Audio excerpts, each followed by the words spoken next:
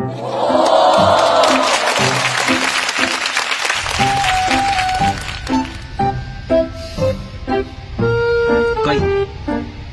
Koy, may tanong ako.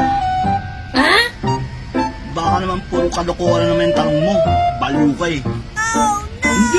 Hindi to kalokohan. Hindi rin to joke. Ano nga eh.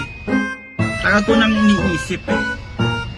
Pag ang kulay red at yellow pinaghalo mo, anong kulay ang kalalabasan? Red plus yellow. Eh di orange. I see.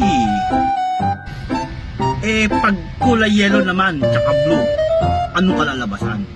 Ha? Yellow plus blue. Green yan. Ganon. Eh, ang kulay red, tsaka blue, anong kalalabasan? Red plus blue, ang kalalabasan niyang violet. Okay ka na? Ha? Solve ka na? Now you